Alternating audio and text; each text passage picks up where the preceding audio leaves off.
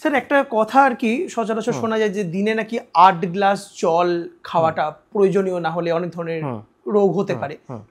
এটা কি বৈজ্ঞানিক সম্মত, মানে আপনার কি ধারণা? দেখুন, এক্ষেত্রেও আবার একই কথাই বলবো যে এক্ষেত্রে একটা ইন্ডিভিজুয়ালাইজড অ্যাপ্রোচই নেওয়া উচিত। 8 গ্লাসই যে জল খেতে হবে তার কোনো আলাদা করে কোনো মাপ বা কিছু নেই। আচ্ছা। এটাও ডিপেন্ড করছে যে সেই মানুষটা সারাদিনে তার অ্যাক্টিভিটি কীরকম, সারাদিনে তিনি কোন পরিস্থিতিতে কাজ করেন, তিনি কি এসিতে বসে কাজ করেন নাকি কোনো খুব যেখানে খুব ঘাম হয় সেরকম জায়গায় আউটডোরে কাজ করেন, বা তার আদার্স বডির যে প্যারামিটার্স, তার হাইট, ওয়েট, সব কিছুর উপরই ডিপেন্ড করে যে আমাদের জলের রিকোয়ারমেন্ট কতটা। আচ্ছা। এবং তার সাথে আরেকটা জিনিস, এখনকার দিনে বহু মানুষ আছেন যারা হার্টের সমস্যায় ভুগছেন বা কিডনির সমস্যায় ভুগছেন, তাদেরকে কিন্তু একটা নির্দিষ্ট মাত্রায় জল খেতে হয় 24 ঘন্টায়।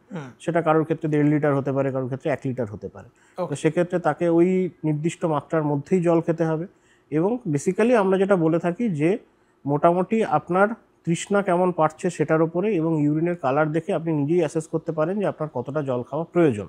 যদি আপনার ইউরিনের কালার পরিষ্কার থাকে এবং তার জন্য যদি আপনার এক্সেসিভ থার্স্ট বা সেরকম কিছু ডেভেলপ না করে, তাহলে আপনি আপনার জলের পরিমাণটা নিজেই ঠিক করে নিতে পারেন। যদি আপনি কোনো একটা সময় খুব বেশি আউটডোর অ্যাক্টিভিটি করছেন, যেখানে খুব ঘাম হচ্ছে, সেখানে অটোমেটিকই আপনার শরীরে জল এবং বাকি যে জলের সাথে যে লবণগুলো থাকে সেগুলোরও দরকার বেড়ে যায়, তখন আপনাকে অটোমেটিক্যালি জল হোক, ওআরএস হোক, সেটা আপনাকে এক্সট্রা পরিমাণে খেতে হবে।